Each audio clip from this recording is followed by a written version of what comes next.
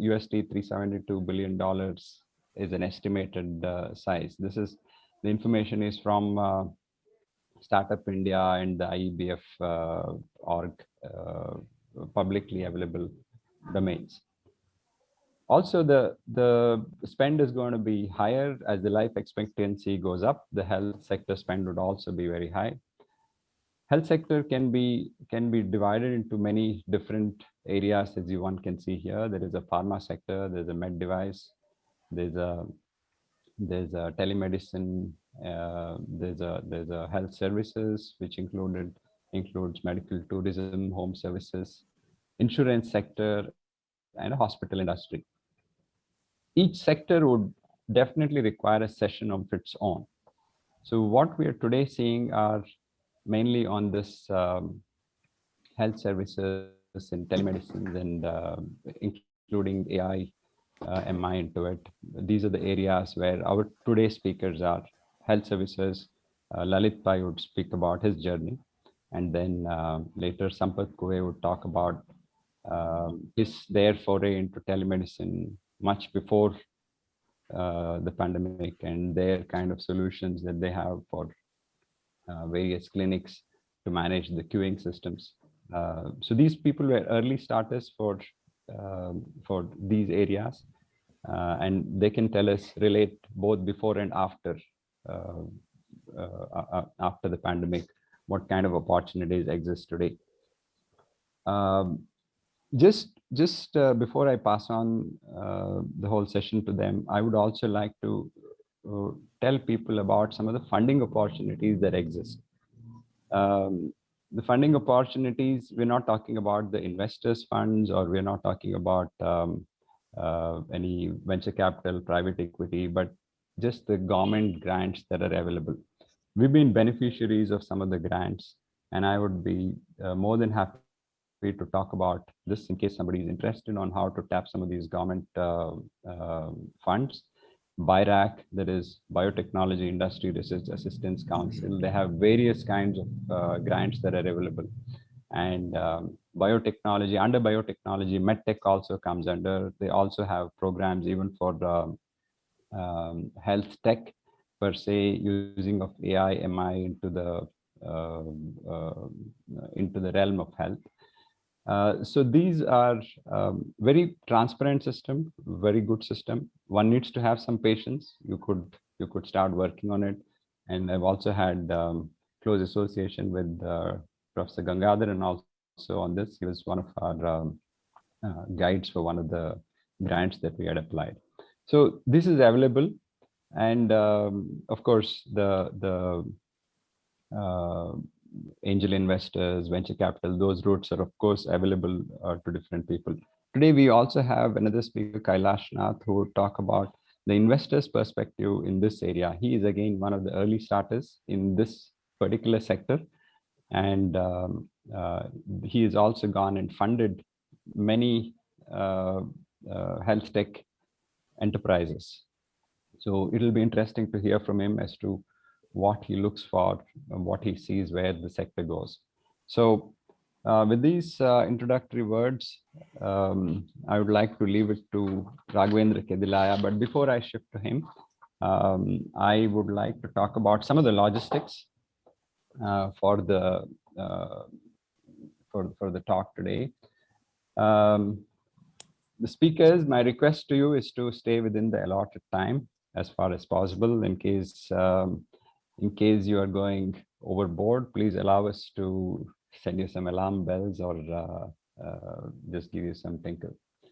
The Q&A sessions will be after all the sessions. So most of you would be on mute and you'll not be able to speak. So you can send in chat and somebody will be collecting, and we will be in a position to ask some of these questions as and when they come by. The question answer session would be for about 15 minutes. That means you may have time for about 5 to 6 questions maybe. So in case some of your questions don't get answered, please don't get disheartened. You can always privately talk to these people and clarify on these questions. So over to you, Raghavendra. Please go ahead. Hello, good morning. Uh, the first session, our first speaker today is Mr. Lalit Pai. He is a senior healthcare and technology manager with the entrepreneurial experience in India in retail healthcare consumer setting and multinational large team management experience in the global CRO industry. He is alumnus of KRC and MBA from IIM Calcutta and joined the software industries in 1993 with Citicorp. So got into healthcare in 2002 with clinical research company called Quintelis and spent a decade there before starting an entrepreneurial journey along with the colleagues in 2012.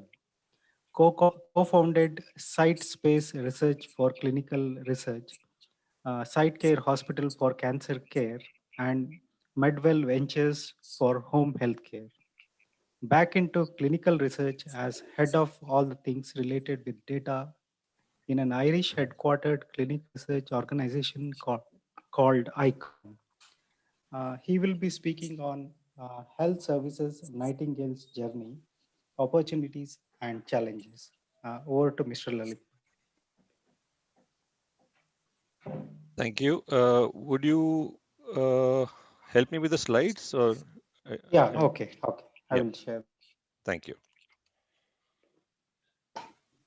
Now, while we are starting, given that we have a very strict uh, timeline, so I'll start off and then we'll catch up on the slides. Okay. So thanks very much. Thanks very much.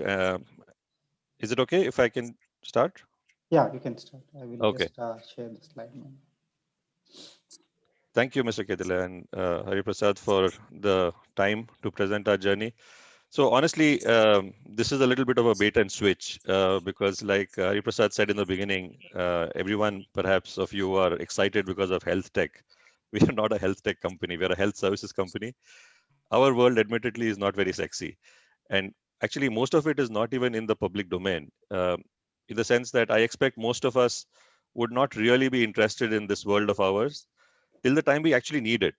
And then suddenly one is thrown into a very complicated world of ego and regulation, balance between public good and profit. And I think, in my personal opinion, a world where a lot of artistry is evolving from, defining causality, but at a very, very slow rate. So someone was asking in the beginning, are we at the second wave?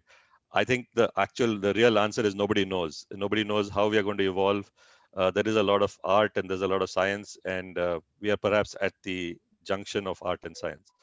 So anyway, so I have 15 minutes, and I decided to just use 3 slides. I will articulate my thinking or our thinking as part of the founding team.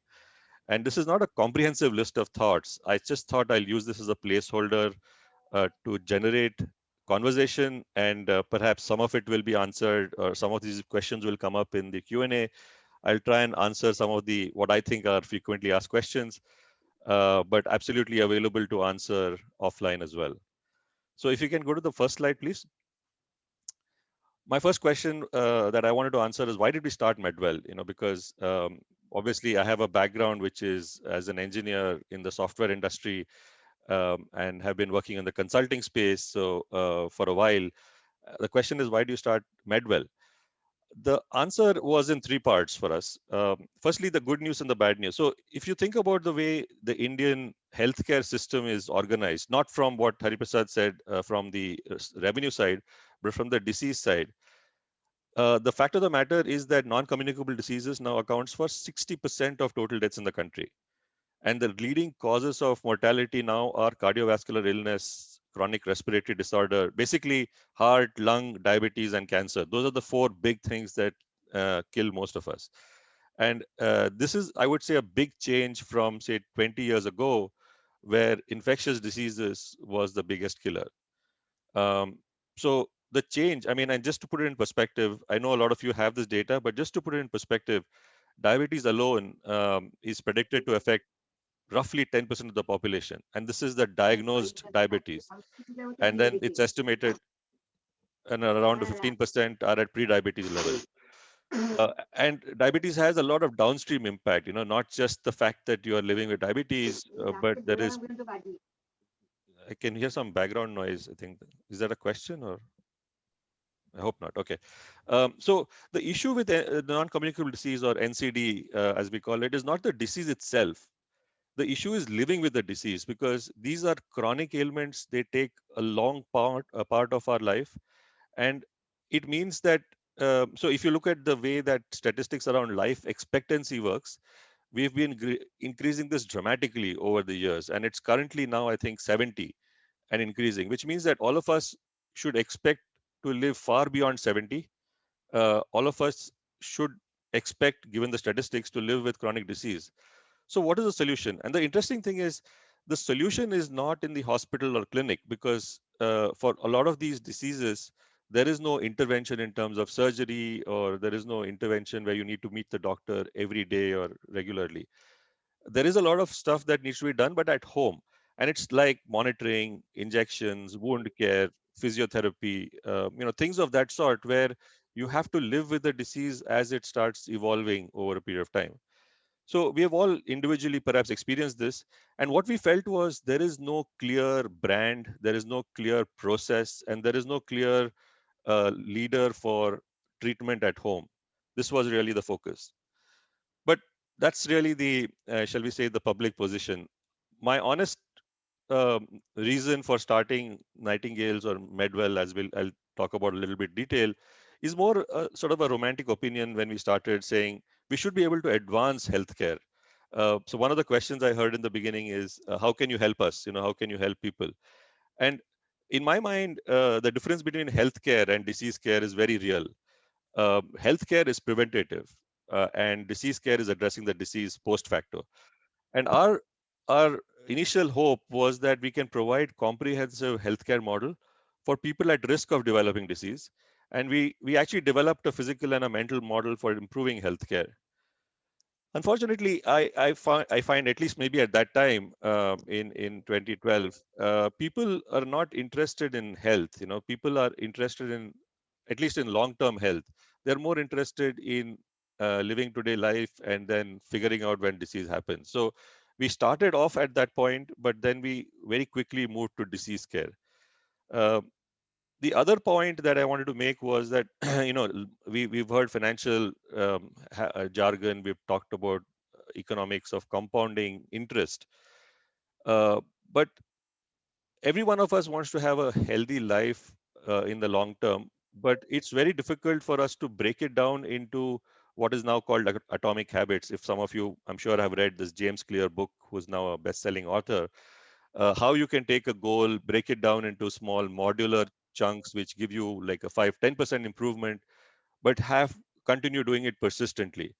So this is a model that we started off, and this is especially for people who have had a life-changing healthcare event. So either they've gone through a scare personally, or a scare from a family member's point of view, and they're looking to make a change in their health, and they want help in terms of small changes on a regular basis. So it's a concept of nudge. Some of you would have heard about economic theory, and the fact that you can give small nudges to your health on a longer term basis and create a solution which is monitoring at home, which is a combination of healthcare intervention either at home or on phone, so that the combination will help create a much better habit forming system for people.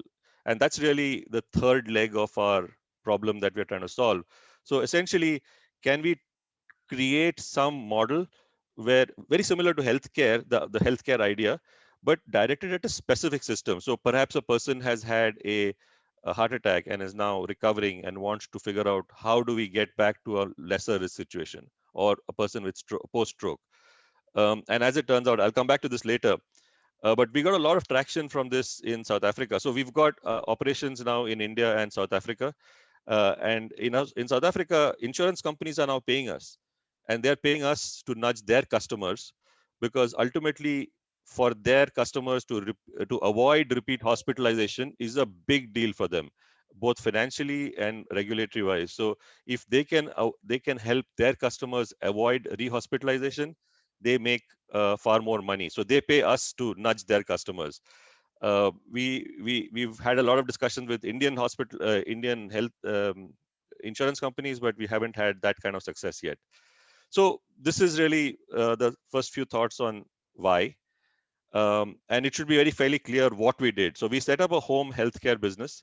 When we first started discussing the idea with people in Bangalore, we met with Nightingales, which is a fantastic group. I mean, if any of you have had chance to interact with them, uh, Dr. Radha and Mr. Raja, they are doing a lot of things. They're running a police helpline for elders in distress.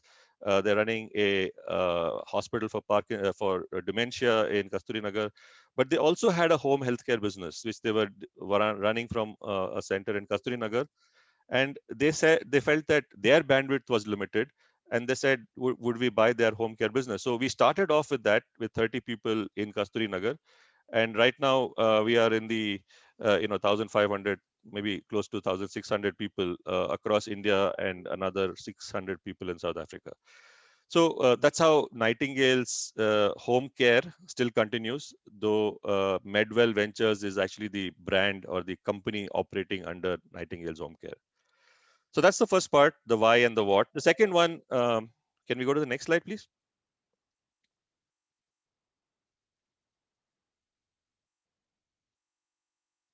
Okay, so a couple of, I mean, actually 5 points, but the first point is an extrapolation of the earlier point. So we started off with, say, 40, 50 people, but it was just apparent that we couldn't add more people to the same model. We can't just throw people at the problem, and we had to find a model to make money while addressing customer needs. So it took us multiple cycles to figure out that an individual practitioner, so it could be a doctor, a nurse, a therapist, needs to do at least 3 visits a day to break even at a model level. And we had then developed a model where we take the map model of the city, break it up into 3 to 5 kilometer bubbles, and then it creates a territory, a virtual territory for a group of practitioners, which means that they spend minimum time traveling. And if you remember, like a year and a half ago, the traffic in Bangalore, etc., even to get to nearby places like one end of Whitefield to the other end of Whitefield, it will still take like 40, 45 minutes. So the idea was for us to create a virtual tethered area where a practitioner could serve. And it helps that the same practitioner goes back to the same patients. But ultimately, our intention was to create a traveling salesman problem, where you can minimize the travel time and try and maximize the number of visits that a person can do, at least 3 per day. But as we move into the 4 and 5, that's when the profitability starts kicking in. So that was the first challenge that we had to sort for. We developed the process, or the overall scalable model. What uh, most of the venture capitalists will talk about unit economics. So how does your basic element of unit economics work? Is that basic atomic unit profitable? And then the second question is, how do you scale that basic model? So we took a little bit of time to develop that. It took multiple iterations. It is different for different groups of people because the cost structures and the logistics are different. So we had a different unit economics model for doctors versus nurses versus therapists. And Hariprasad, you would be interested to hear that we also had a dental model, which I'm happy to speak to separately. Uh, excuse me. So the second point, and I'm rushing through just in the interest of time. The second point was a bit of an evolution, or is still is bit of an evolution. So in my head, much of medical science and what practitioners of medical science are familiar with is very small part of what they will eventually use. That is, and please don't quote me on this. Apologies in advance, but I think medical science is as much art as science, and in my own mind, it's actually pattern recognition. So most successful doctors or practitioners, I think, observe causality, observe symptoms, and the interventions, and eventually they build a pattern saying, most of my patients with this symptom, when I do this intervention, this is how the result they come through, and therefore they feedback this whole process. So everyone develops their own style. So when you go to a doctor and you go to a second doctor, even from the same discipline, you will see that they have their own style. So the question that we had to answer was, do we develop a process around this, or do we allow these artists to develop their own style? And given the engineering background and given our sort of focus on metrics, we decided to put in a scale model where we are saying process is important to scale, because otherwise, you can't have artists running different styles in every different part of the country. So we decided that we will start with the process, and we started off with a non-medical process. So how do you take an order? How do you schedule a visit? And then we slowly developed standardized protocols on how do you assess patients? How do you create specific cohorts of patients, like stroke patients? We used international scales, we used measurements, and we then presented our findings in terms of, when we looked at patients of this category, we assessed them using this methodology, we did this intervention, and we then used the same assessment model, and we showed improvements. So we tried to create, I would say, an engineering process mindset to an essentially clinical medical model. And we presented this in a couple of international forums where we said home healthcare works. It could work for a multiple reasons, but it works. And we were able to show metrics and statistics based on that. So this process thing is a bit of an evolution. I think it's important for us because it helps us scale much easier, but it's a difficult process to run through in a medical world. The third part is actually a fallout of the first two. So once we developed the process and once we realized what we need to do, we wanted to make it easier for our staff and our customers. So we built technology around that whole process. And unfortunately, there's no real off-the-shelf product. So we had a group of 30 people building the stack, and essentially, it enabled our doctors and our nurses and therapists to go to customer sites with devices, and they would use these devices to record symptoms or record interventions, basically record protocols. Also, it allowed them to issue bills. It allowed us to track where people are, if they are delayed, to reschedule on the fly. So it allowed us to be more effective or more efficient in that whole process. But ultimately, it also allowed us to deliver this nudge offering, ultimately, which was like we could develop a solution where we would drop devices off at patients' homes, so that they can monitor their health. At the same time, we will keep a time series track of their different parameters, and this data could be then shared with doctors for long-term treatment. So that whole technology stack was very important, not just from an efficiency point of view, but ultimately also from the product point of view. So just keeping track of time, I'll run through this very quickly. So just a couple of things on the previous one, please. I think people talk a lot about regulation, or will talk a lot of regulation. This is a very, very regulated industry, and I think it's just suffice to say that healthcare is a state subject, and therefore every state that we operate in, things are different, and you have to be very, very cognizant of this. And some small things will sometimes trip you up. So, for instance, I've been to. So, by the way, there is a regulation and there are medical councils. So there is a dental council, medical council, nursing council, which have their own rules. So, you know, I've had issues where I've been asked to present or show cause, respond to a show cause notice in person, and a person literally threw a book. I mean, when I say throw a book, gave me a book, and he's a nice gentleman, and he said that, read para so and so. And when I read it, I realized that it said you're not allowed to offer free services. So we were actually offering free services as a gesture to enroll patients, but no, it's not allowed. So it's a very nuanced kind of industry with a lot of regulation, and I can speak about regulation itself for a lot of time. But in the interest of time, the final one is around talent. So in the sort of unhealthy world of healthcare or health tech, we are actually the unsexiest. We are at the bottom of the pile. So people want to work in technology. People want to work in private hospitals. Private hospitals are easier relatively, because most of the doctors and the nurses, they operate in groups, and especially in high pressure situations, you have somebody to lean on to, or someone to support you. But here in home care, the entire situation is reversed. The practitioners go to patients home, they are alone, the whole family is kind of putting a lot of pressure on them, so there's a lot of stress, so they have to be trained differently for it, and the ambience is very, very different. uh, Small examples, like for instance, you could go to a hospital and you could do an injection. There is a separate process for disposing the sharps, disposing the waste. But when you're at home, uh, typically the home doesn't have a medical waste disposal system, so our practitioners have to carry their waste back. It's a complete different mindset. So it's a difficult challenge that the good news for us was that the mortality at home was much lower than mortality in hospitals. So the stress at an emotional level is lower. And plus there's no night shift. So to that extent, people at a certain category wanted to work with us or want to work with us. And so we have a steady stream of talent, but we have to invest a lot in training and education. And I've got 10 minutes more, so I'll just go to the last slide, which is really, if you started off, listening to the presentation with the Lalit, grain. Yeah, Lalit, it's not 10 minutes, but 5 minutes. it's Sorry. no, you are out of time actually. Okay. Another 2 minutes you take, and then we can come back in question and answers. Yeah, sure. So I'll just say, the question in our head has always been, are we there yet? And it just feels a little strange because this is a different mindset that people have in healthcare.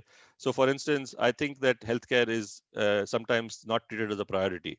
The trade-offs that people make for health are amazing. Like for instance, the number of insurance sold, for instance, in healthcare is a far small fraction compared to even other insurances. But uh, that is a puzzling thing. I think a lot of there is speculation of a lot of interlinked interests. Like if a doctor in a hospital is given a revenue share, it is considered. I mean, most people are appalled, and people feel that this is a breach of ethics.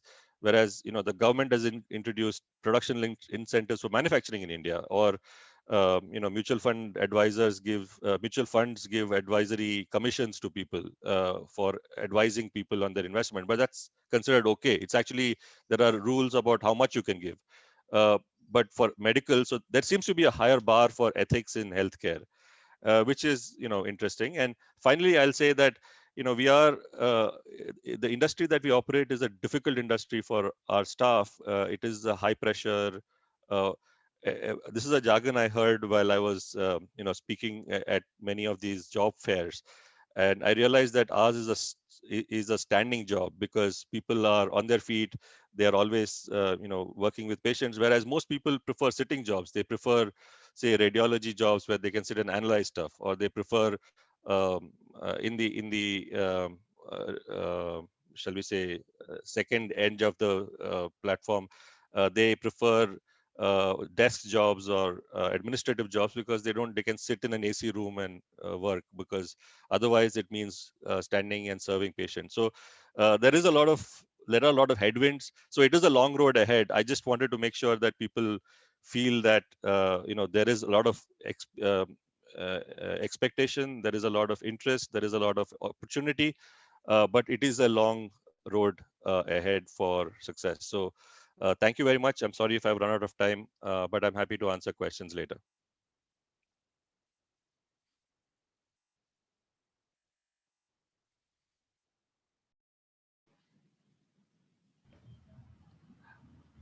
Hari? Hello, Hari? Hello. Can you hear me? Yeah, I can hear you. I probably Yeah. put Hari off Okay. to sleep. Okay. So our okay. Go ahead, Hari Yeah. and Raghavendra. Yeah. Our next speaker is Mr. Sampath Kuve. He is co-founder of DocPulse Technology, which is mainly into healthcare information systems and teleconsultation. And he has extensive experience at Texas Instruments and recognized for innovation, has US patents, and successfully led ASIC physical design for Apple Touchscreen. And he will be taking over for the next session. Mr. Sampath Kuve, can you? Yeah, sure. Shall I go ahead and share my screen? Yeah, okay. Or do you want me to share? I can share. No problem. I'll do it. Yeah.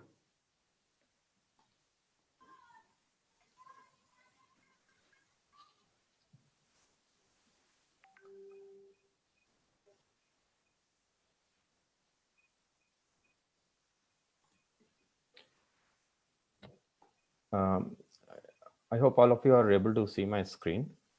Yes, you can see. Okay. Thanks, Raghavendra. Uh, uh, at the outset, I would like to thank NITK Alumni Bangalore Chapter and particularly Hari Prasad and Raghavendra for giving me this opportunity to talk about our company, DocPulse.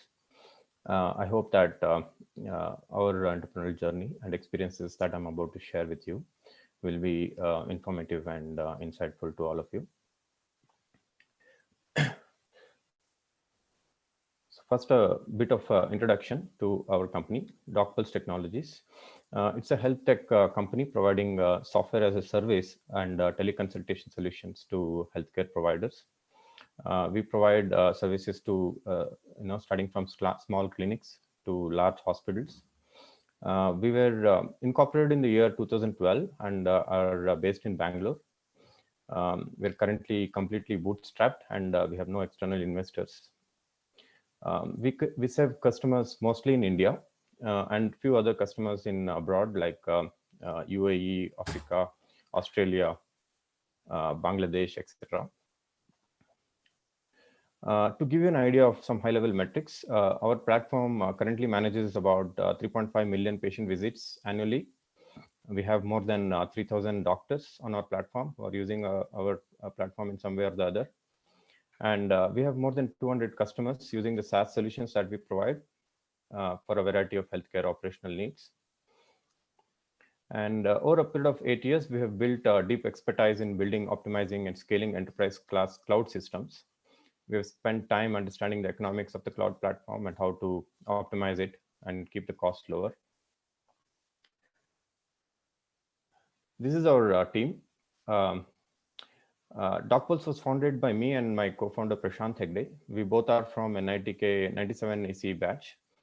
Prior to founding DocPulse, we both worked at multinational companies like Texas Instruments and Cisco. We both had a deep passion for using technology to create meaningful impact, which led to us starting this company. Prashant has sound knowledge in cloud and various other frameworks. And I had deep expertise in backend server systems to take cloud applications and make it work at scale. We also have Naren Rivula, who is also from NITK 97 batch. He's an advisor for us, and he's currently a VP of corporate strategy in Flipkart. And he's been advising us on product strategy, pricing, positioning, product positioning, etc.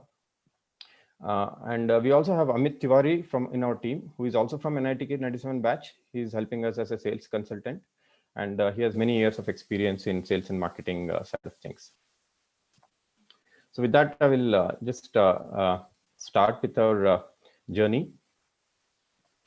At the time we started, we identified a few key problem areas that were prevalent in the healthcare industry. The first and foremost was that there was no easy to book a confirmed appointment if you needed to consult a doctor. And that was because most doctors did not use an appointment system. This obviously resulted in patients often waiting for a much longer time than necessary just to consult a doctor. The other thing is that doctors mostly provided handwritten prescriptions along with other medical advice to the patients. And it's up to the patient, to preserve these documents and take it to the doctor for the next visit. And there was no, there's no way for patients to access their own records. Let's say if they underwent an medical investigation at a health center, it was not possible to access these reports online from the health center. And all the reports were physical paper reports that you had to preserve and keep it for future reference. And then there was no concept of remote care. I know Lalit talked about some aspect of remote care, but even then, it's a small part of the overall healthcare system today. And patients mostly, go physically to meet the doctors for even routine follow-up consultations. And I think one of the major reason is lack of digitally and easily accessible patient health records, which meant that it would be risky for doctors to provide medical advice without proper digital records for them to access about the patient. And finally, the HIMS systems that were being used were built with older technologies, which were pretty complex to set up and manage. And these systems were unaffordable for most small and medium healthcare providers.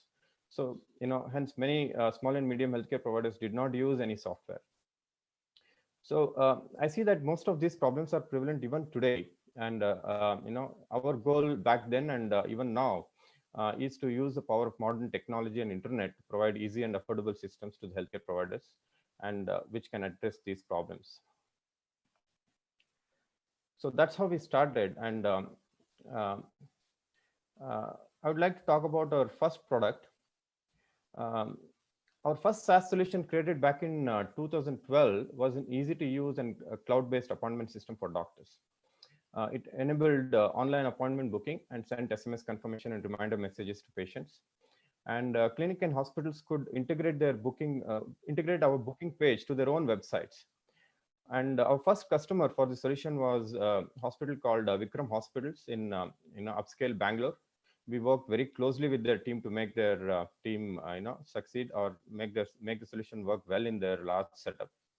I'm proud to say that even today, Vikram Hospital uses our cloud-based appointment management system.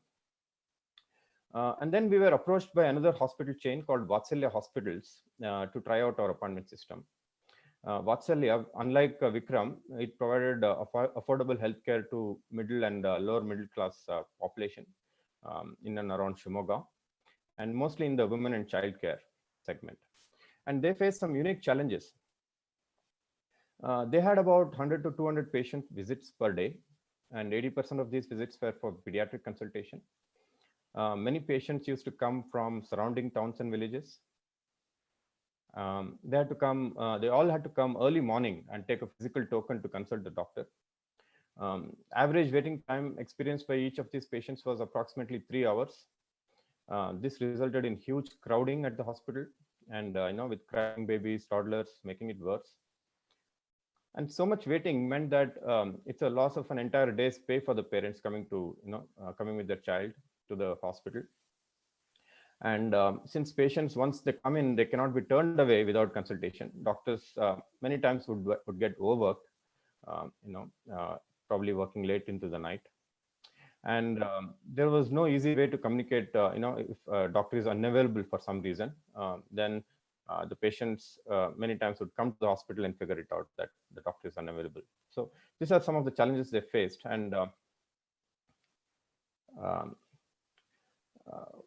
what we see, obviously the online booking wouldn't work here in this setup, because these patients wouldn't have or didn't have access to internet at that time. There were no mobile internet, cheap and affordable at that time. So we came up with a different approach here. So what we did was we integrated our cloud appointment solution with a cloud IVR based platform for appointment booking.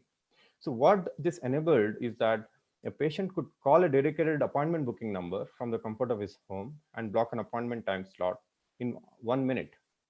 And then SMS confirmation was immediately sent to their mobile number with the time slot to visit the hospital. And the solution was gladly accepted by the patients in no time. So what this enabled was that,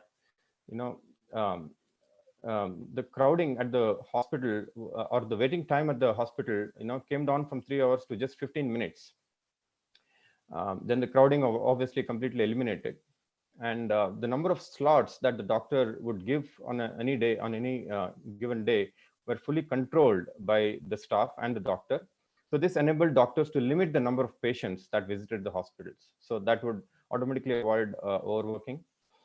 If the doctor was unavailable for some reason, they could simply block all the slots before the booking starts, and the patients would be appropriately informed about the doctor's unavailability. This avoided the patients coming all the way to the hospital only to find that the doctor is not available for consultation. So that's how we kind of solved this problem. And I'm happy to say that this product is still a very relevant product for us today. It's a kind of a flagship product. As you know, the pandemic has forced all of us to avoid crowding, especially in the healthcare centers. This platform currently is used by many customers. We kind of book almost 50,000 appointments every month using this platform by our customers. So it's a flagship product for us and is relevant. Over time, we've added more features to this product, like intelligent queuing with integrated display, multi-language support on IVR, like Kannada, English, Tamil, Telugu, Marathi, Hindi, etc. And we also provide mobile app-based booking, because now apps are very prevalent and internet is easily accessible. And other benefits of this system includes automatic patient database creation for the doctor, and a cloud IVR number that is not fixed to a geographic location. So the doctor can change practice locations without having to change the appointment booking number. So so what we are today, over time we realized that our customers wanted to use a single healthcare platform for all their operational needs. So they encouraged us. Sampath, you have 5 minutes. All right. Okay. So over time, we basically built all these different modules to ensure that the patients are able to, the healthcare providers are able to use a single platform, and that helped us, also scale the solution to many other customers.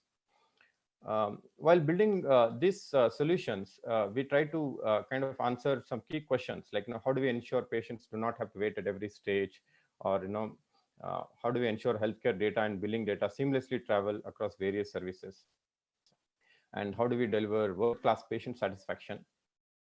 So what we have today is something like we call as a connected healthcare with an intelligent queue management.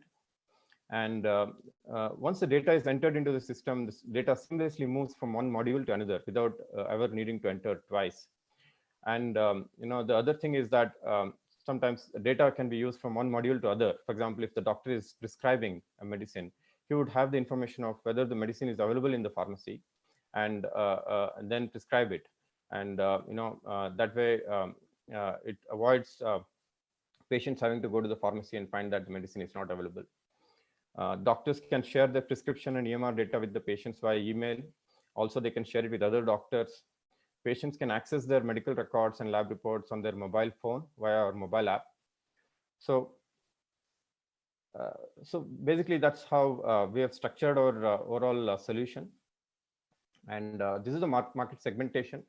As we see, we cater to large, medium hospitals, where we provide a bunch of services, like including patient engagement solution, like call center booking, health CRM, scheduling, other things. And for small and medium clinics, we provide a clinic management solution.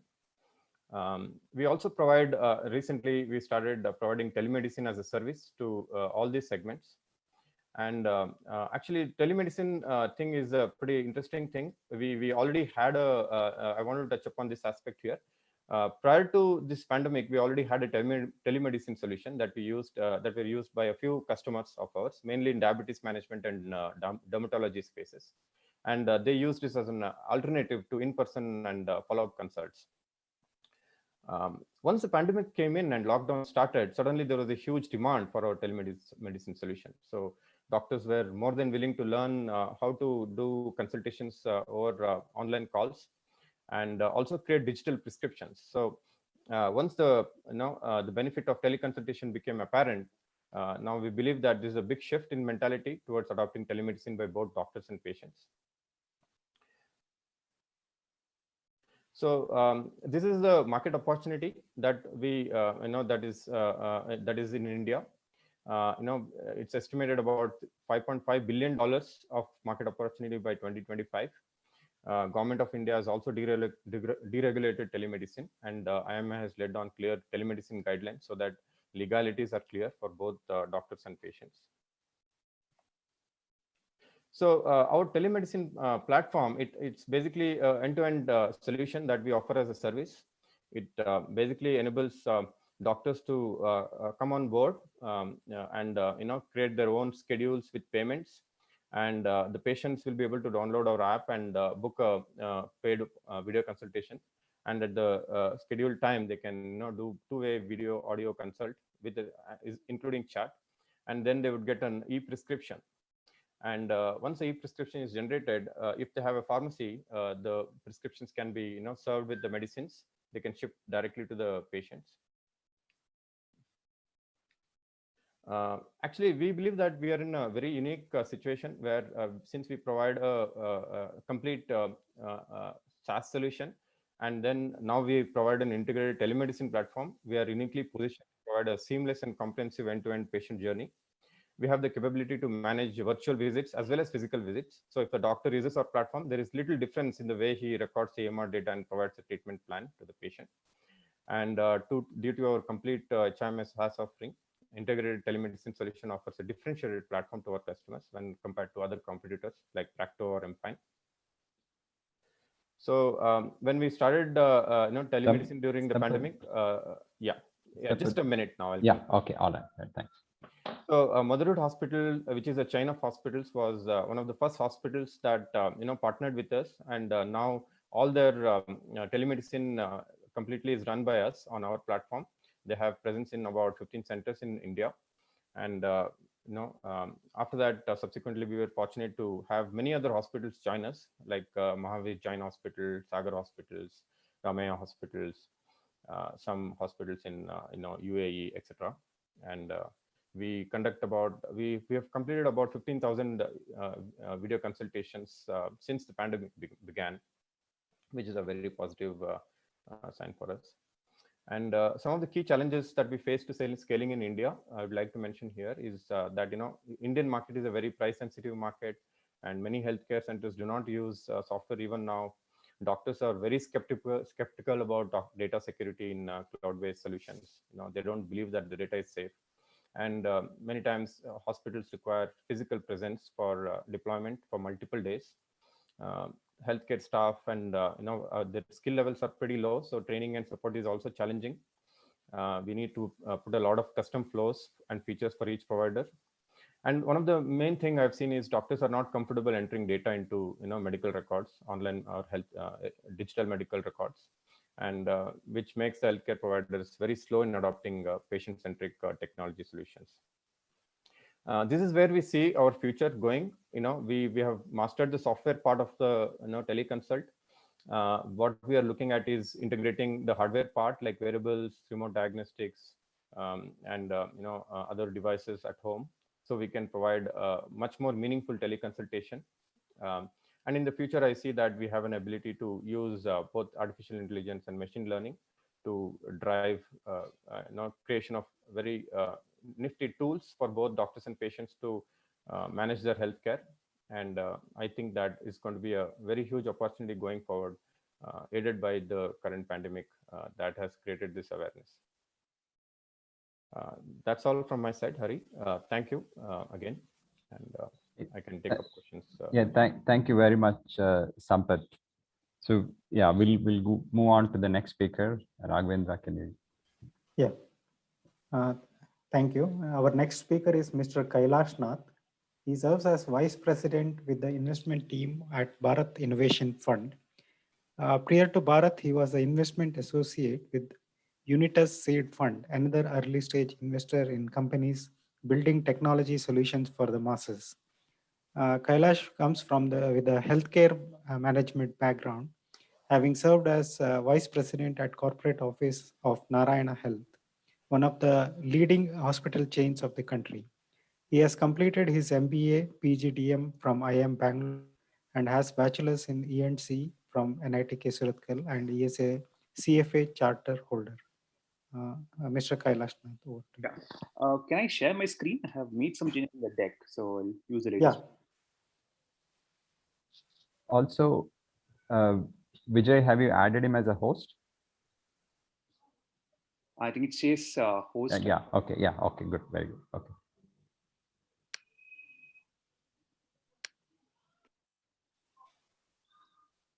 Yes, I think I still can't. Okay. No, I'm unable to. Kailash, should we share that presentation on our screens?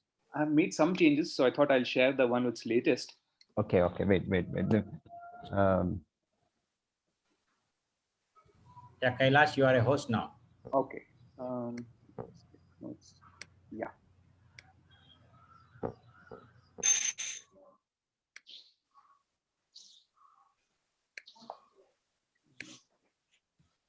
Kamo? Only matidi. Are you able to share? There's some update. Give me a moment. I can just. Yeah. Okay. Figure this out.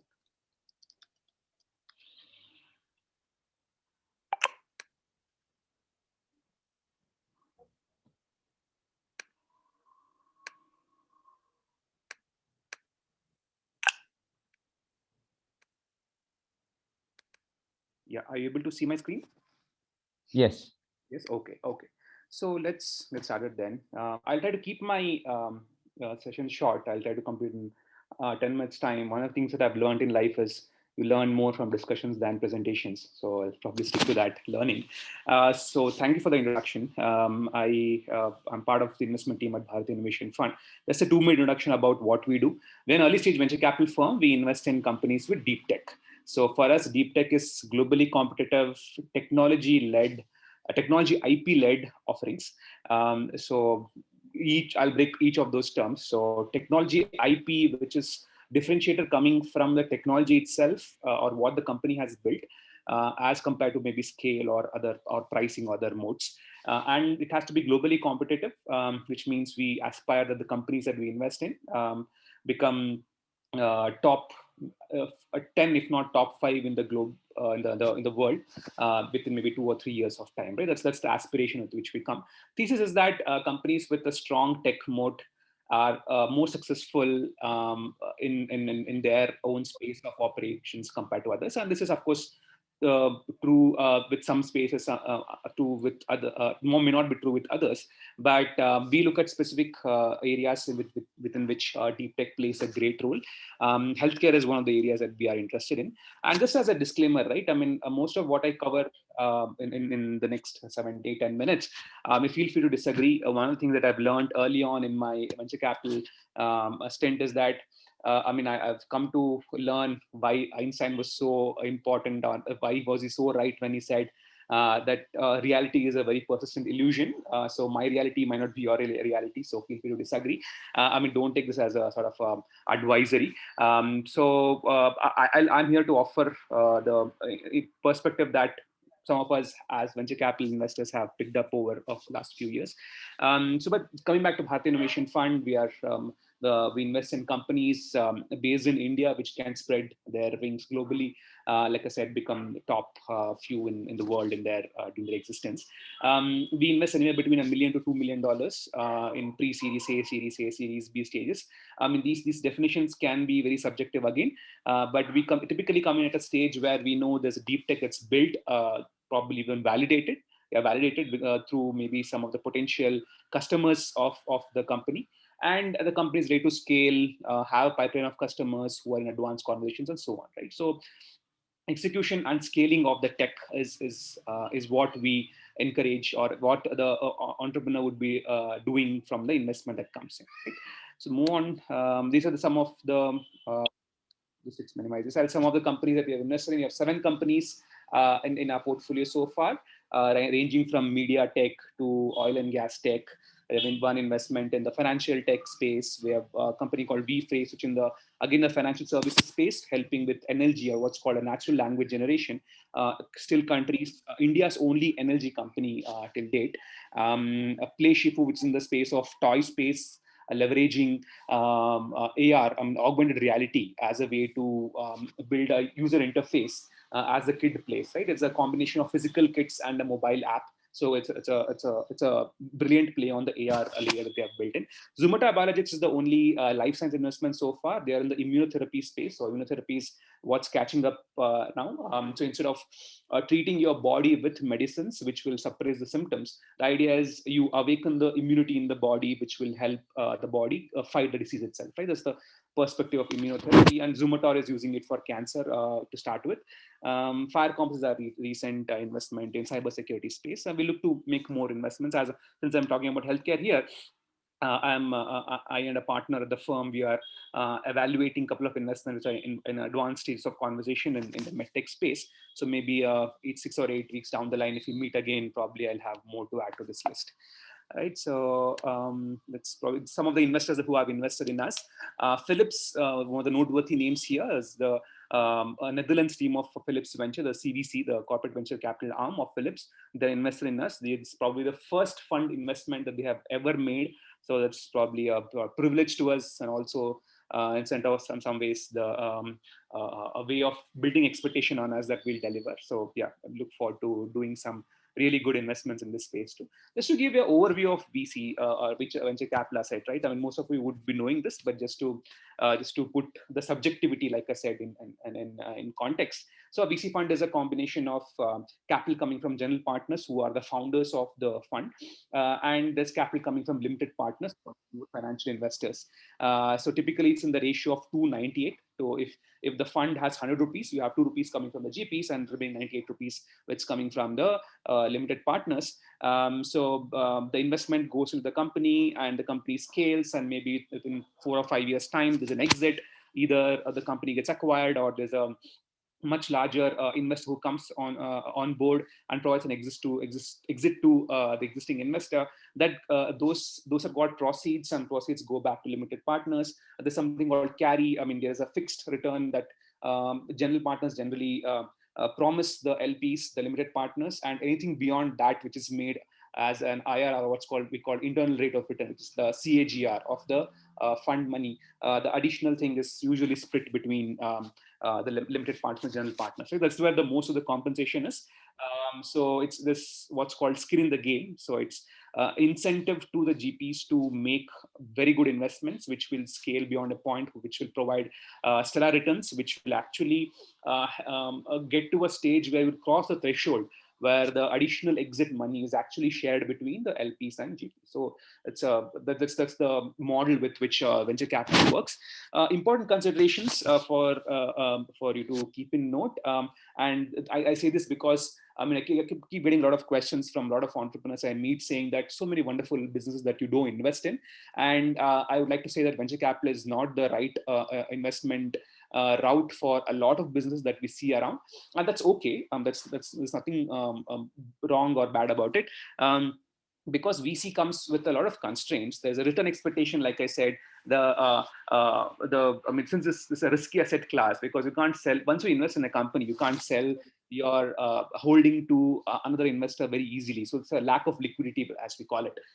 Because of that, there's what's called a lack of mark to market. So if you hold stocks in a company, of a publicly listed company, you know what the price of the share is on a day-to-day basis. You don't know that in a private company, right? So because of that, there's significant amount of risk. So because there's risk, there's a high expectation of return coming from the LPs. And the expectation is anywhere between 20 to 25% IRR over the period of time. So the expectation is you'll make at least a 20-25% returns per year during the holding period. And given that there's only few set of companies that qualify for such a return landscape, and that's okay. Again, it's, every capital source is meant for a certain kind of investments.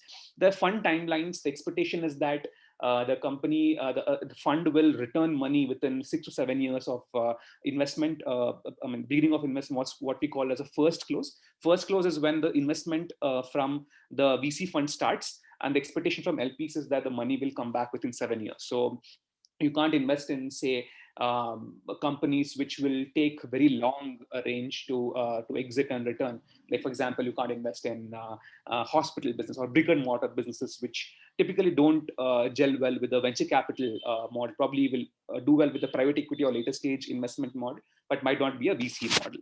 There's a particular investment philosophy mandate. For example, we have a deep tech mandate. So most of the funds stick to their particular mandate. There's a restriction of the amount invested. SEBI, which is the regulator, places a certain amount of restrictions on how much money can be invested in companies across the portfolio. Typically, it's between 12 to 13% per company. So you can't invest more than 12 to 13% of the entire fund's asset under management, or what we call AUM, in one single company, so that you spread out your risk across companies, right? So such restrictions are placed.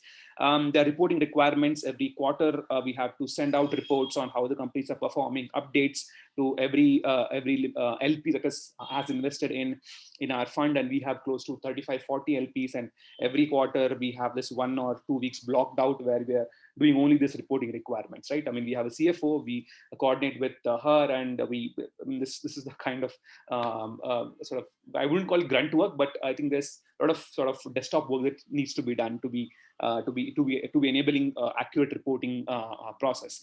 And there are other legal financial compliance you have to comply with. I mean, if you have insurers in your company, there's some restrictions with you being able to invest in companies domiciled outside India because IRD doesn't allow you for the capital to move the India mainland, so on, right? Some multiple restrictions. So what the point I'm trying to make is there's not a capital which comes without constraints. There's so many constraints that sort of is attached to this. So if you're an entrepreneur and if you're not able to raise a venture capital round, don't be disheartened, because probably that's not the right source of capital for the business that you are running. Or probably there are people, like I said, it's subjective. Maybe the people who are leading the venture capital fund may not fit into the right business model that you are looking at, right? So it's just the matching of mind that doesn't happen. Doesn't mean that business is wrong or bad, or it's not taking off.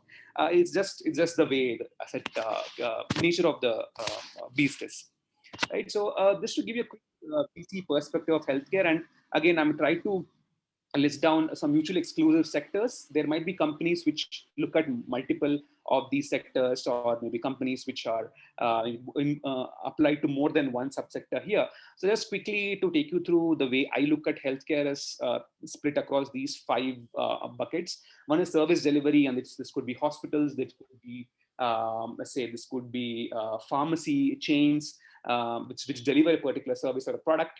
Not first of all, typically hospitals, or telemedicine, if I can add it, because a tech-led service delivery.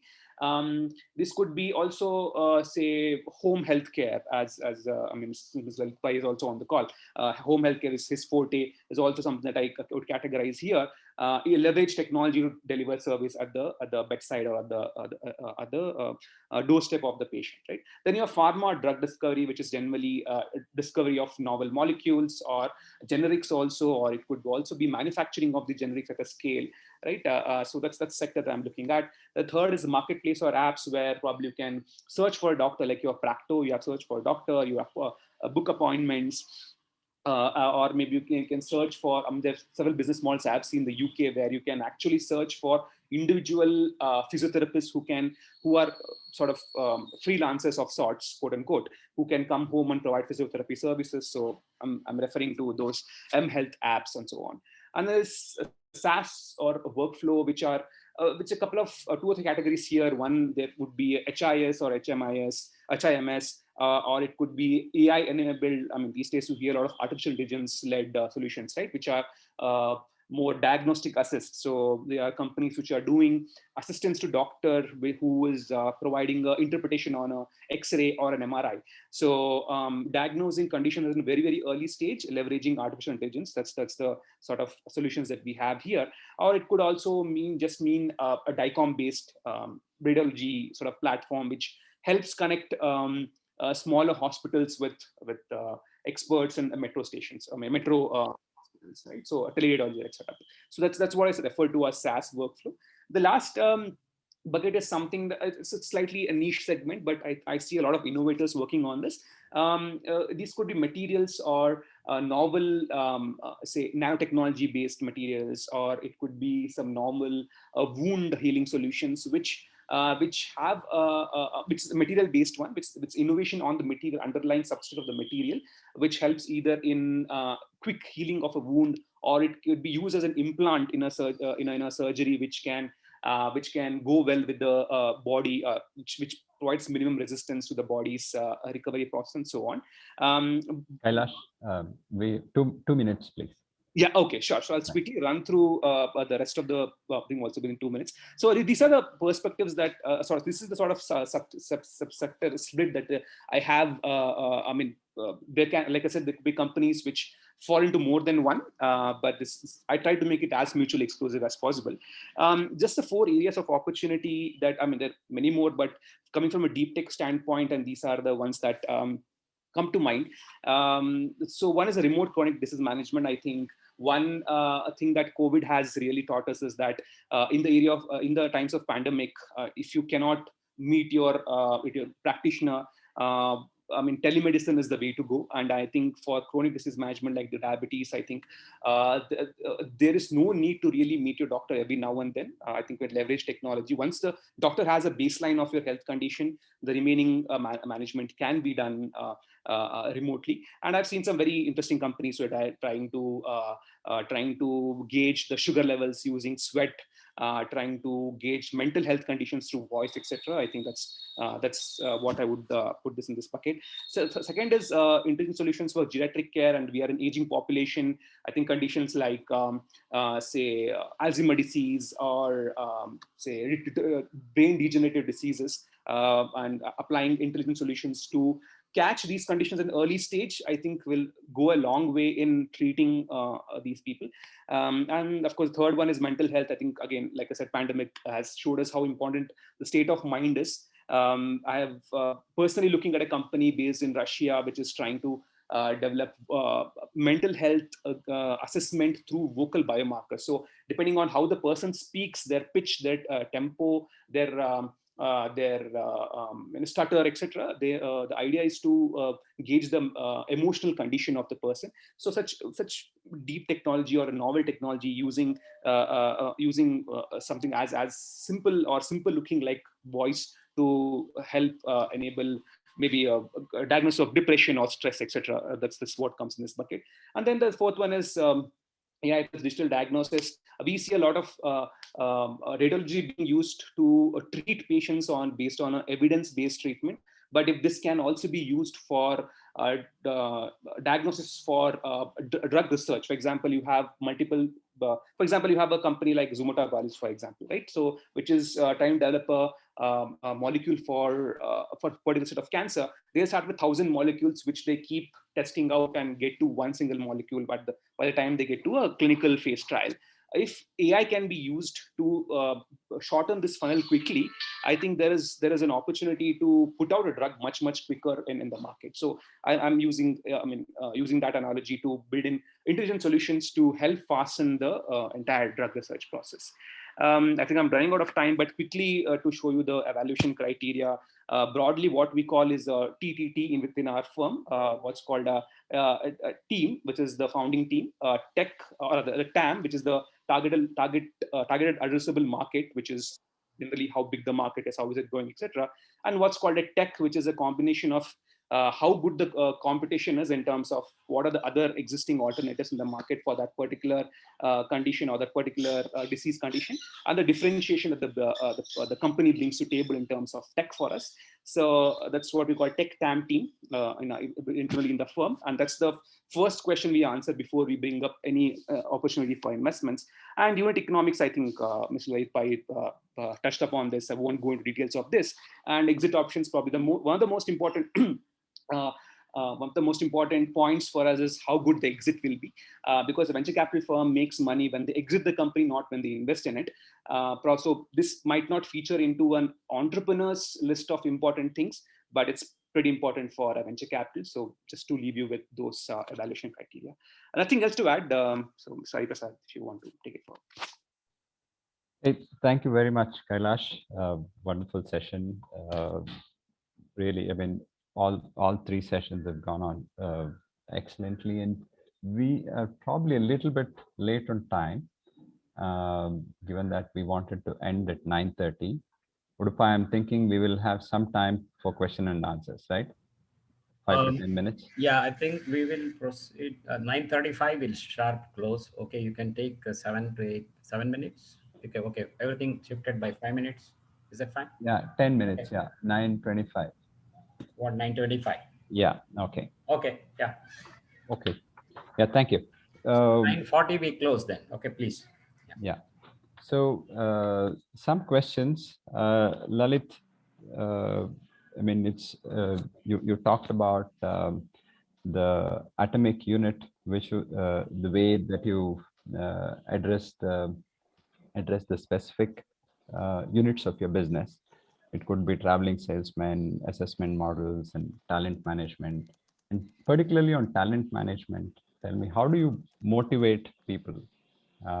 You have grown from 30 to 1,500. How do you motivate people? What are the metrics that you use, and what are the techniques that you adopt? That's an interesting question. So I think the good news in all of this is that most people that join the health sector are looking for a purpose beyond themselves. You know, they are looking to serve. That's primary intention of being a doctor or being a nurse. So that initial motivation is always very strong compared to some of the other things. But what we found is two things. One is that we have a strong focus on research. So doing collecting information, doing feedback on protocols, actually demonstrating how things can get better by doing specific things. So that part is very motivating to for doctors or nurses or therapists, because they can see how their contribution is helping a larger cause. And we've had to this point, I think 3 or 4 presentations where people would present their ideas. We have an annual conclave where all of our internal staff present their ideas with the data and some of the work that they've done. That knowledge enhancement, I think, is very, very important to that whole motivation piece. Hey, thank you. There's another specific question to your area, which is Nightingale a trust for healthcare, or is it a foreign company? Uh, no, so So again, from the beginning, Nightingale's when the Nightingale's company started off, there were a bunch of things. So there is a Nightingale's Trust, which is a non-profit. They run the dementia center in Kasturi Nagar. They run the police effort on the distressed elders helpline. So all of those activities are housed under a trust, which is a non-profit. The Medwell Ventures part of it, which is the Nightingale's home care business, is a for-profit organization. We currently have a couple of investors. We have, couple of institutional investors rather. Mahindra, for instance, Mahindra is an investor, Indian company. Fidelity is an investor, but they are structured as a foreign company. So on the whole, we are an Indian company. We have some foreign investors like Fidelity, and some of my friends and family from international sources, but the majority holding is Indian. Thanks, Lalit. Uh, Question to you, Sampath. Yes. With the pandemic coming in, and that you had some solutions prior to the pandemic, and now you're planning to extend them. How do you see your strategy changing? Do you see any shift in the way your business is being run? And what are the challenges that you see currently? Yes, I talked about it a little bit towards the end. What we are trying to do is we've realized this remote care is an important piece of healthcare now. And it's also well accepted by both doctors and patients. So we have kind of worked on seamlessly merging the telemedicine part with our SaaS offering. So in a way, we are trying to make it like the doctors, how can they use our systems to manage their physical visits and then provide remote care rather than calling patients to their setup or clinics every time. So how do we enable remote care for the doctors and the hospitals? This is what we are focusing on, and that's when I mentioned about how we can integrate with other devices. We have a lot of wearables these days being created by big companies like Apple's, Google's. So we have a lot of opportunity over there where we can integrate with these devices and provide meaningful data for the doctors to provide remote care for the patients. So these are things that we are working on in the future. And I believe that the telemedicine is going to be a very key part of the healthcare moving forward. Thank you. Another question, how is DocPulse different than Practo? How do you differentiate? Okay, good question.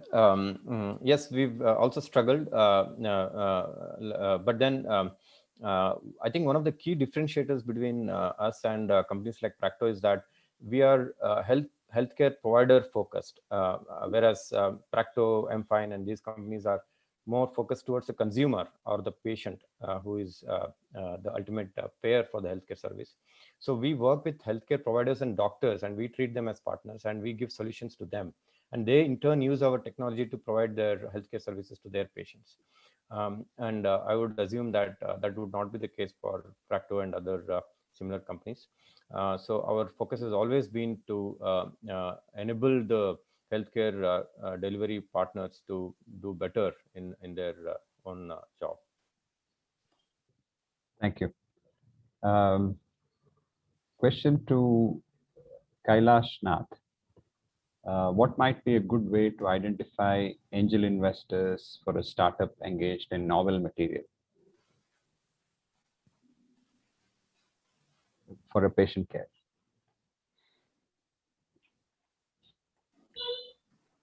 Kailash?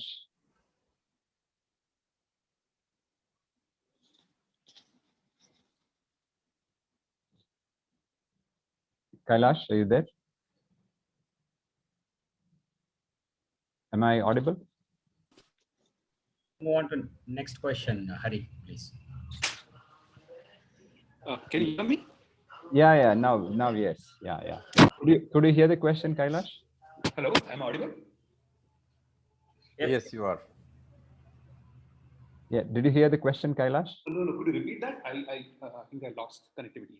Yeah. The question was, what might be a good way to identify angel investors for a startup engaged in novel material in patient care? So I think one way to easiest way to find angel networks is to go and speak to people who have done similar work in the past. That's one easiest way. But unfortunately, this is an area where a lot of work in the past has not yielded a lot of success, or there's enough that's been done in the West. So Indian activity in this space is not as much. I think one way of I wouldn't say angel, but one way of finding a lot of capital is accessing grants. So there's a lot of grants which are available to early stage investors, early stage innovators, especially the Department of Biotechnology. DBT has this arm called BIRAC. BIRAC runs what's called a BIRAC Ignition Grant, BIG, where they give out up to 50 lakhs of grants to innovators who are researching on innovative materials or innovative technology that can be applied to biotech. That is, that's one area that I would urge innovators to go after. There are a bunch of other grant-making institutions, like I think USAID has one a team which looks at making grants and making low-cost debt offerings to innovators in early stage. That's one area to go after. There is an Indo-US research and funding wing, which goes after a term called USISTEF. They make up to 1 crore of grants to innovative companies in the biotech space. So I think these are the 2 or 3 grant making agencies one can go after. Unfortunately, for this specific niche, the angel investors are not many. And even I think venture capital firms look for some kind of validation before they can come in. I think, but these are the alternative sources of capital that one could think of. Thanks, Kailash. Is it Kailash, possible to just send a link to this so that Yes, we can be shared with the group? I will do that. I'll share some separately with you post this call. Yeah, fine. Just another question on this side is, given that the medtech has a very long gestation period, do you have the patience to wait that long? You said you have your own investors' commitments and so on. So what are the key things that you look for while investing in specifically in the medtech space? So like I said, I think we come at a stage where the technology has been proven, the deep tech has been proven, it's been validated. There are some initial client conversations.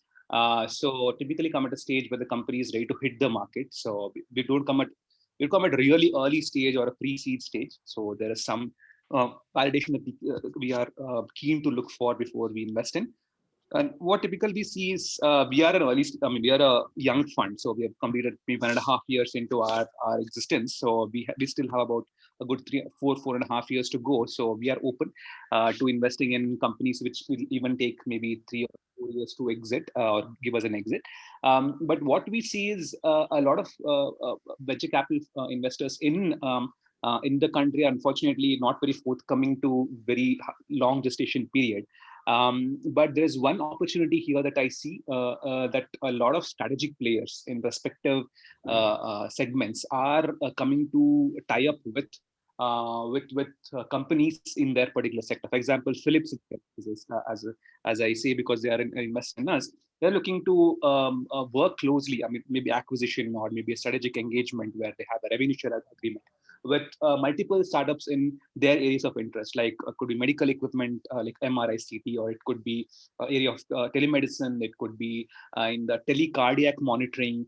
Right, so these are the areas that they are working closely with. So that's one area for possible strategic exit that a lot of venture capital firms can explore. But having said that, there is no single rule, right? I mean, it's really on a case-to-case basis.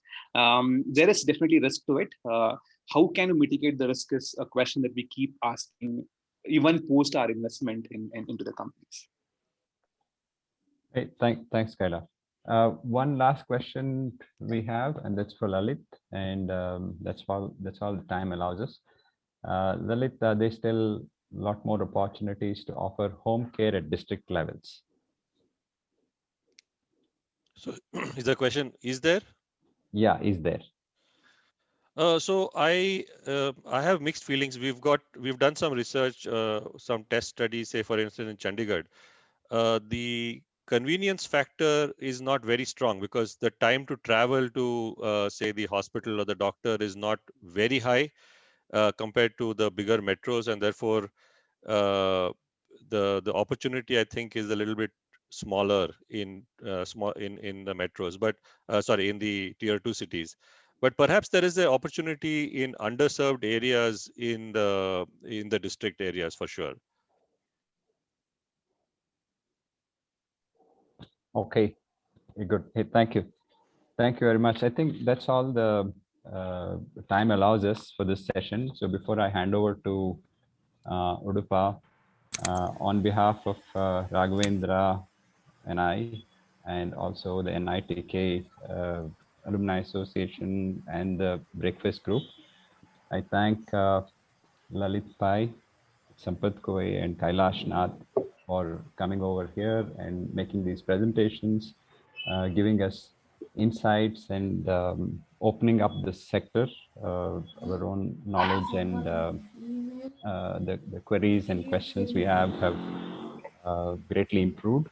You have taken some very bold, detail-oriented, very unglamorous, but at the same time, which can give you very high personal satisfaction and also make changes, be a change in the society, these ventures.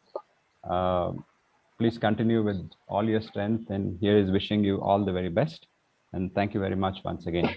Over to you, Udupa. Okay. Yep.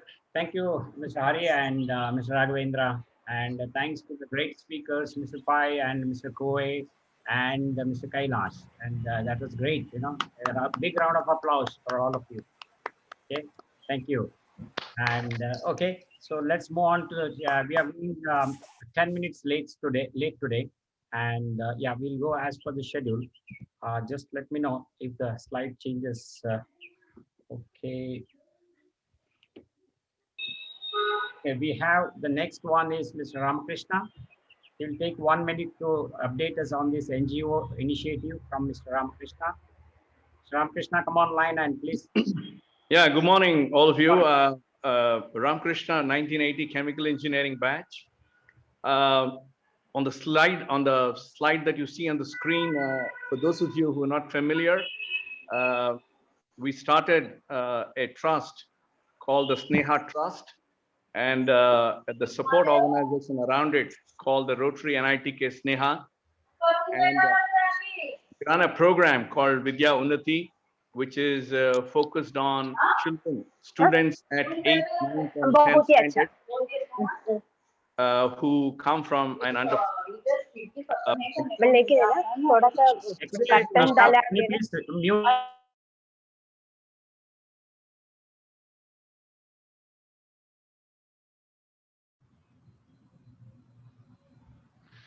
Okay. Can you hear me? Yes, very much. Okay, go ahead. Good. All right.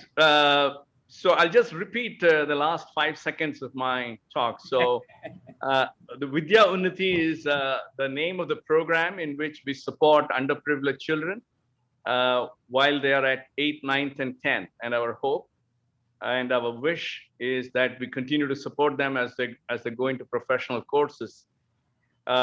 Today, we just want to make an announcement. We have actually been, a bunch of alumni have been very closely involved in doing one-on-one mentoring for these children.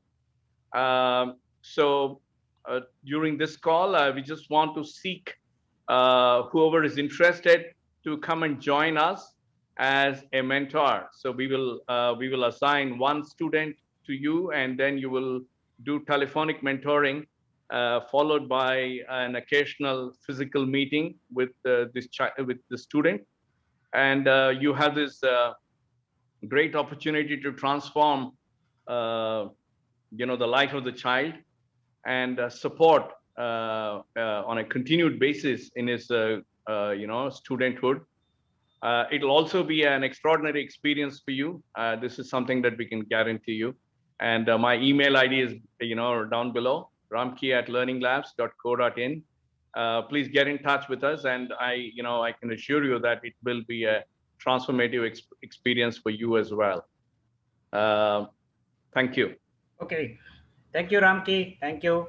And yeah, okay, before our Bangalore chapter president talks, I think there is the new president of the global alumni chapter, Mr. Salyan, is online. We would like to hear from him for 2 minutes, and welcoming the new president. And thanks to Mr. BK Krishnamurthy, who has held the presidentship for the last few years.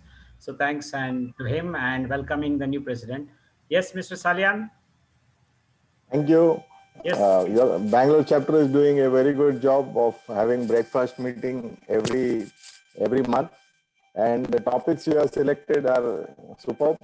Even last time the topic was regarding agriculture was also too good, too informative. Today also I think healthcare has become one of the main subjects for after this COVID. Everyone is concerned about the healthcare. So you have taken up a good topic, and it is a very good, interesting program you have done. Thanks to all of you all, Udpa, Sujan Gowda, and Aparna Kotri sir.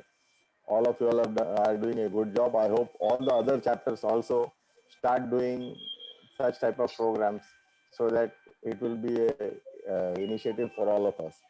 Now, together we have to see that we have got a huge program which the college is expecting from us. Our alumni are expecting from us.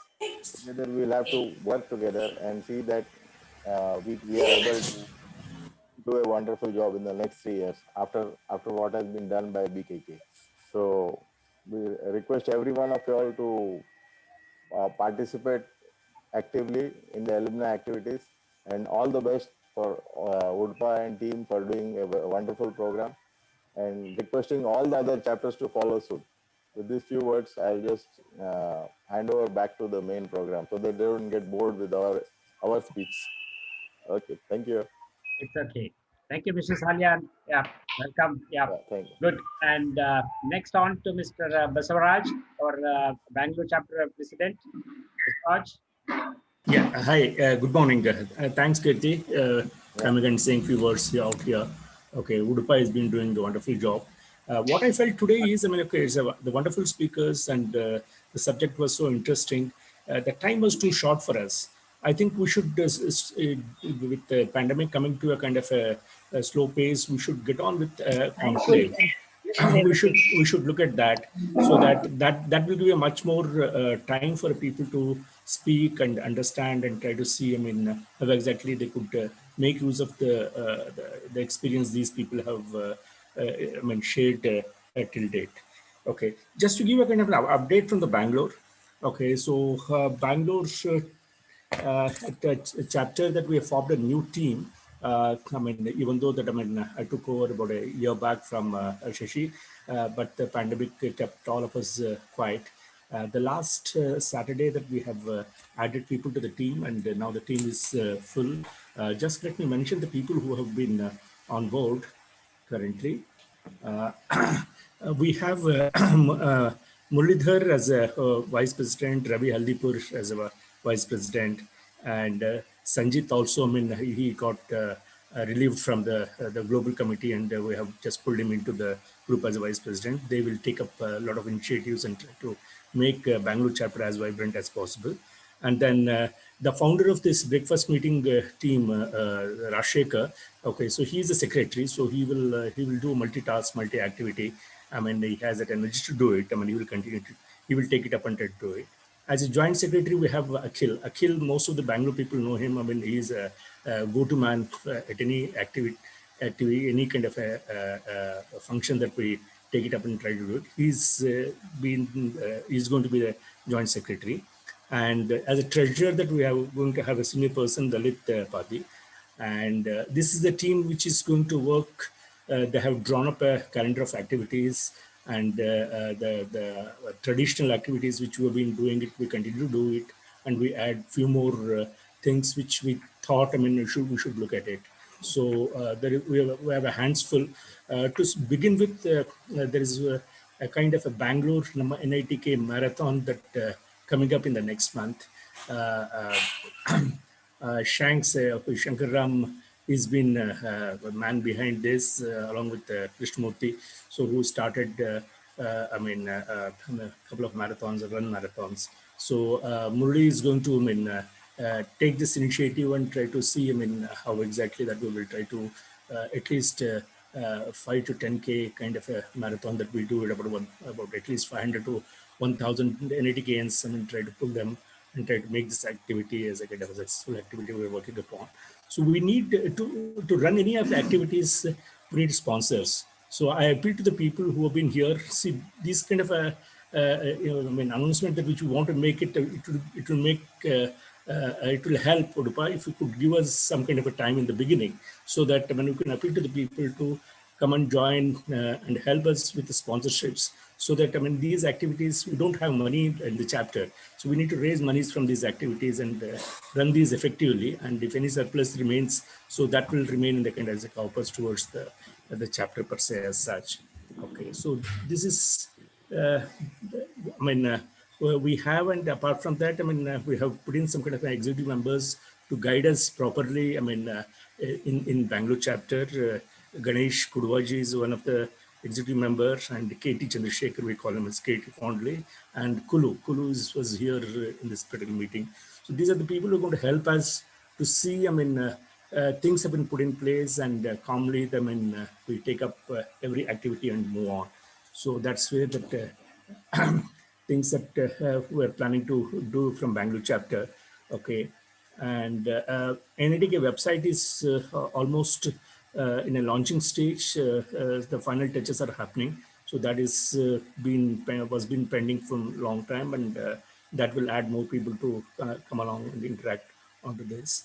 So the big announcement from our NITK Alumni Housing Development Company will come. Rashekar is working on it, and most probably, this weekend we will have a kind of a Google Meet, and then we will try to propose what is that we have worked on the background till date, and these things will fall in place, and then successfully that we move on.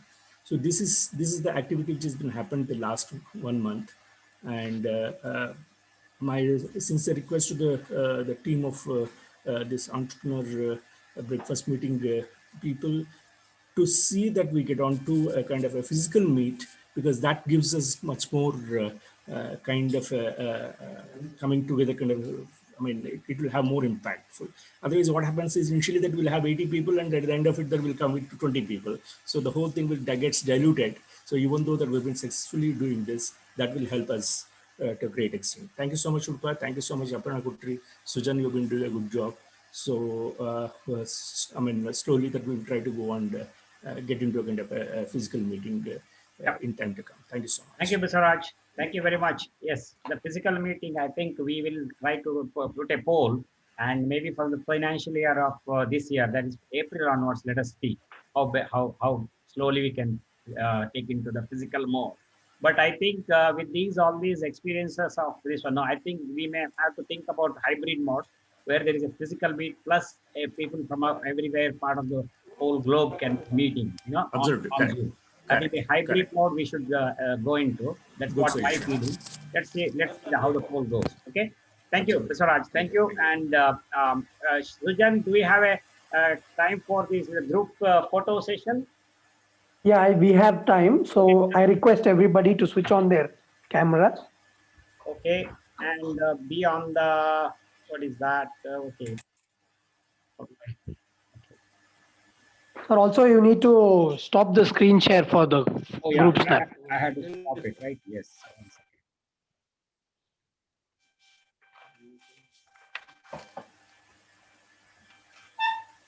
How do I stop it? How do I make it stop? 1 second. Stop, yes. Okay. Now everyone on the gallery mode, right? Gallery, yes. Okay.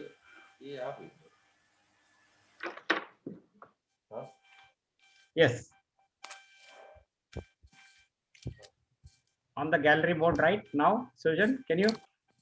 Yes, sir. We are on the gallery. So all put on your cameras. So post for, we have, I think, 3 pages of people, around 54 now. And yeah, go ahead and take the photographs. Once done, please let us know, Sujan. Yes, sir.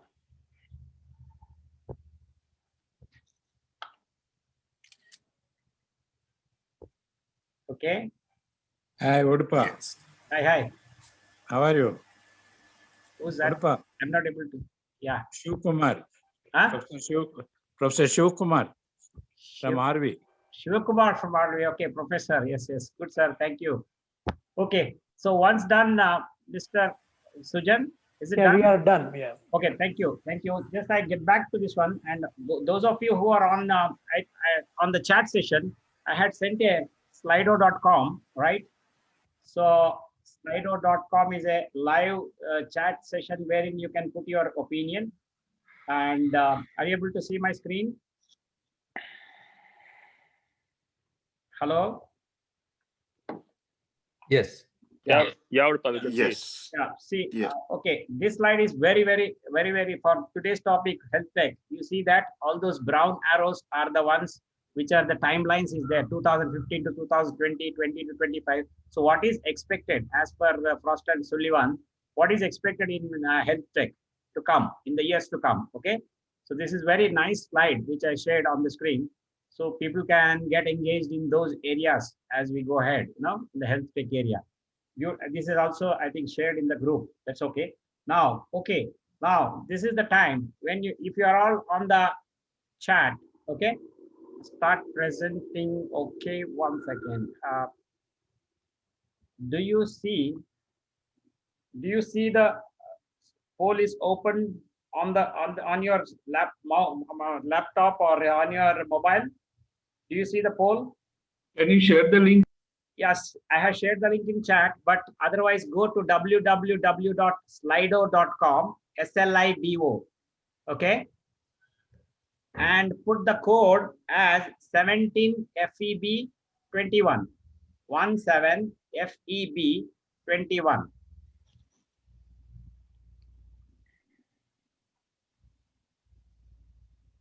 What is the question do you see there? What are the world news for today? Yeah, right, wonderful. Are you seeing the question there? Yes. Please go ahead. Okay, on the screen also you can see there. Okay, this is very live. This one, as you answer the question, please go ahead and put whatever you feel like. Type in there. Only one person has replied. Please go ahead. Type any 1 word, 2 words, or short sentences quickly, because this is a nice, you know, what we have been talking, artificial intelligence, data, all those things are built into this software. It's not someone has made a nice software. I'm trying to use it. Go ahead. Farm loss. What is farm loss? Okay, vaccine. See now COVID. Oh, news in the world is COVID. That's what. See, you can see on the screen as you type in, it is getting the maximum question, whatever is. You see, sedition, second wave, climate change. Okay, this is just a warm up. Actual question is on the next. Okay, I'm just stopping here. Good that only 9 people have answered, but this is new technology. As you type, it is coming there. Okay, now I am going to the next question. This is your question. Are you seeing the question on the screen? Yes. Please go ahead and reply. Today's topic, right? So thanks to our alumni, you can answer 1, 2, 3 or whatever it is. Okay, fantastic. Thanks to all of you. And only 5 have answered as of now. You can see on live. Is that good? Do you like it? Hello?